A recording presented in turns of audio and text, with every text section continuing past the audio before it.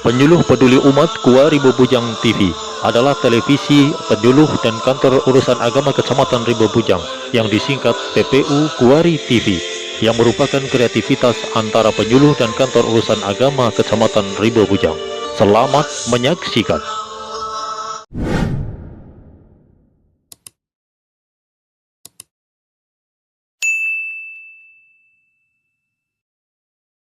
Moderasi ya, jadi moderasi itu program Kementerian Agama yang sebenarnya cukup lama ya. Jadi saya belum nggak pernah dengar ya. Next Pak. Lanjut. Sebelum kita membahas tentang moderasi, ya, ini ada penggalan dari artikel ya. Jadi Menteri Agama di tahun 2014, masih ingat tahun 2014 Menteri Agamanya siapa? 2014 ini masih kelas berapa ya? SD ya? Iya. Ini 6 tambah 4, 10 tahun yang lalu berarti ya. 10 tahun yang lalu. Jadi pantas kalau nggak tahu ya. Jadi Menteri Agamanya Mas Saifuddin pada ya, Lukman Hakim Saifuddin ya. Jadi Menteri Agama pada saat itu pernah mengatakan di dalam kuliah umum ya, pada suatu sekolah tinggi agama Islam Al-Hamidiyah Depok ya. Beliau mengatakan saat ini ya, kita mesti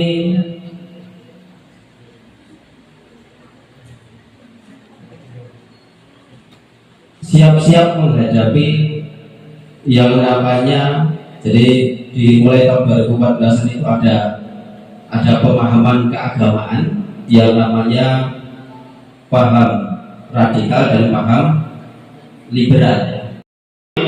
Saya sampaikan tadi, yakni tentang problematika remaja di Budiman SMA 11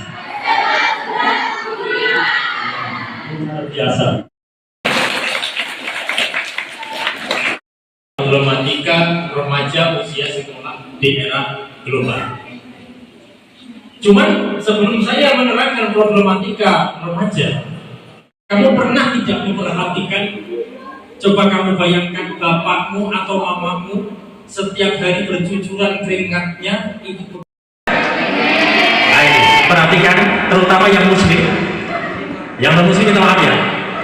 Kita semuanya beragama Islam pasti mencintai Nabi. Kalian ingin sukses? Saya ingin kasih tahu caranya sukses berdasarkan hadis Nabi. Saya kasih tahu enggak? Kalau enggak usah. Ya, kasih tahu enggak? Nah, begini. Dengarkan baik-baik ini. Jadi sahabat Nabi itu ada yang kaya betul. Siapa namanya? Di antaranya ada Abdurrahman bin Auf, ada Utsman bin Affan. Kekayaan Abdurrahman bin Auf kalau dikuruskan dengan rupiah saat ini itu tidak ada orang yang menyamai. Karena apa? Orang yang saat ini terkaya misalkan seperti Bill Gates. Bill Gates itu kekayaannya cuma 10.000 triliun. Kekayaan Abdurrahman bin Auf kalau di rupiah itu mencapai 70.000 triliun. Bayangkan. Kenapa bisa sahabat sekaya-kaya itu?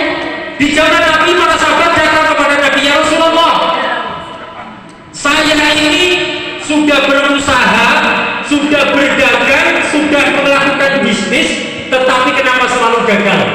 Bisnis saya tidak untung. Wahai sahabatku, ketika engkau ingin secara ekonomi berhasil, kehidupanmu sukses, perdaganganmu laku keras, maka biasakan bangun di pagi hari. Coba saya ingin tahu yang bangunnya jam 5 pagi siapa? Yang jam setengah 6. Jadi bangunnya sebelumnya pagi, kenapa nggak sholat subuh? Makanya kunci sukses dalam Islam bangun pagi, kemudian sholat subuh. Ada satu yang diajarkan oleh Nabi, kalau kita tidak ingin miskin, ini kamu praktekkan nanti di rumah, maka sholat 2 rakaat sebelum subuh yang disebut dengan sholat fajar. 2 rakaat sebelum subuh itu kata Nabi, siapa yang melakukan sholat 2 rakaat sebelum subuh akan diberikan lebih baik daripada dunia dan seisinya, dan yang mempraktekkan itu tidak akan pernah miskin. Itu betul. Makanya kalau kita tuh 2 rakaat sebelum subuh jangan miskin. Apalagi ketika rakaat pertama sholat al-isyra al-masrah, rakaat kedua surat al-taroh itu yang dibaca. Setelah itu baru sholat subuh. Jadi ada aturannya supaya saya ini bercerita.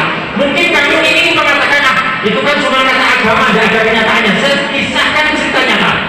Ini kisah nyata. Kalian semua pernah kenal namanya Pak B.J. Habibie? Dengar ya? Siapa dia? Presiden dan orang yang sangat cerdas, orang yang terkenal IQ-nya tinggi. Beliau terkenal di Jerman karena berhasil menghitung keretakan pesawat, maka disebutannya itu Mr. Crash, Mr. Keretakan. Gitu. Habibie, ini ceritanya, ketika kuliah di Jerman, ini kisahnya tak ya. Ketika kuliah di Jerman, itu dalam satu kelasnya ini berbagai macam negara.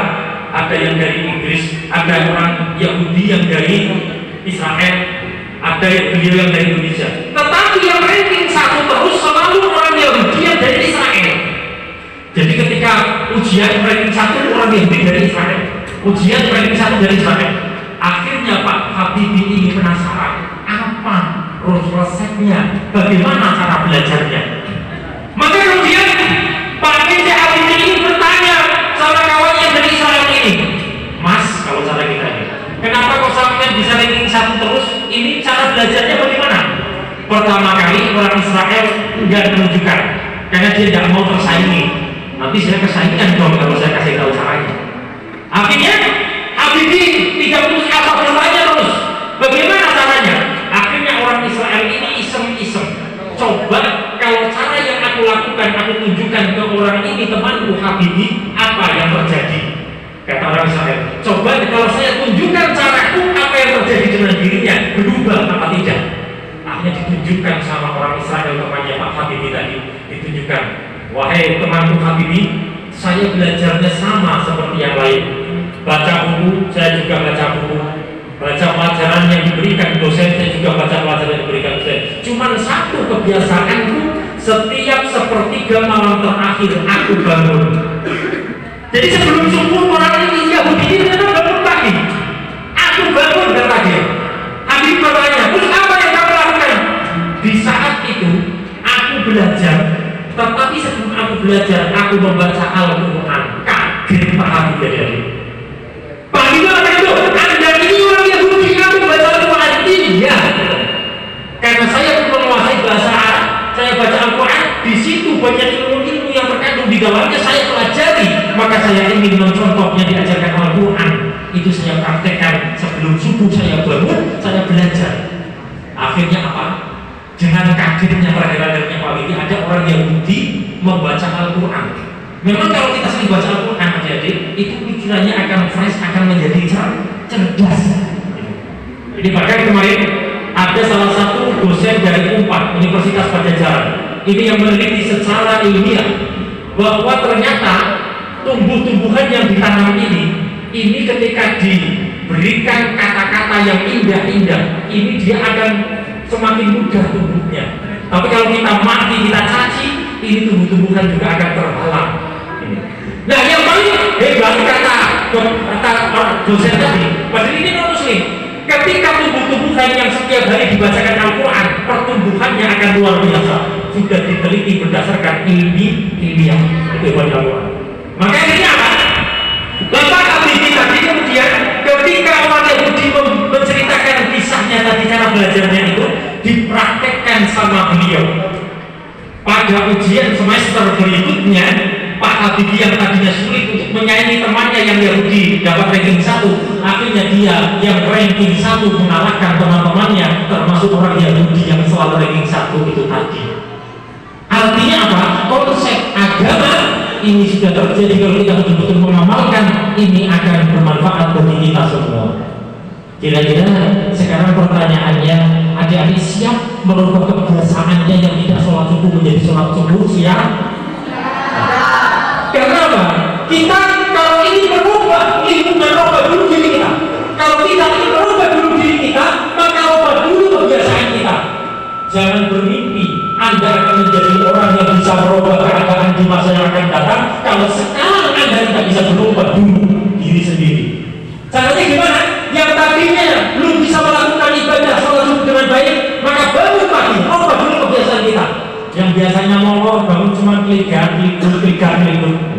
maka bangun dengan cepat, roba yang kita sholat subuh, bila perlu sambil nunggu sebentar agak siang, baca buku sebentar, maka yakin kalian akan menjadi orang yang sukses.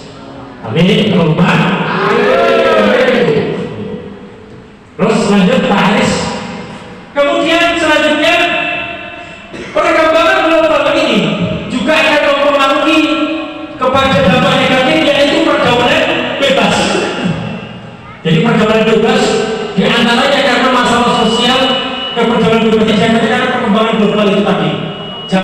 Kamu menunggu halal.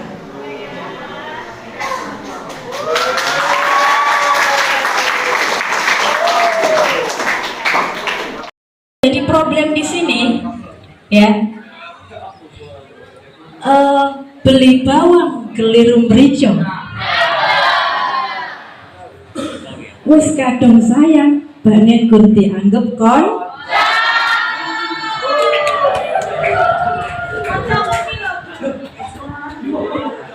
Wong itu kok?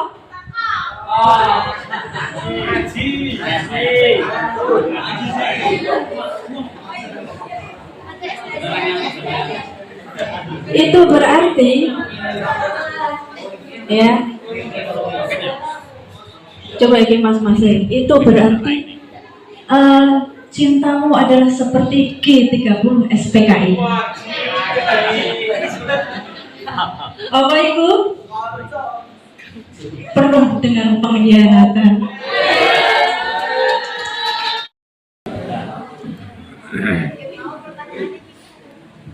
Baik, assalamualaikum warahmatullahi wabarakatuh. Waalaikumsalam.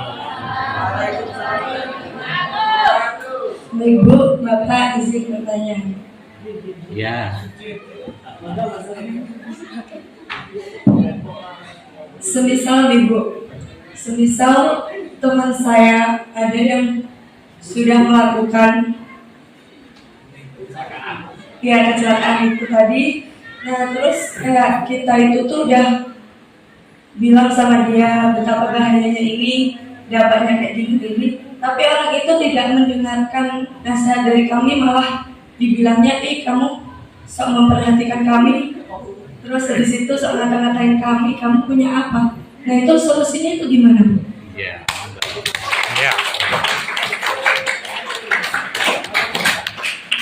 Baik, terima kasih. Ini Bapak.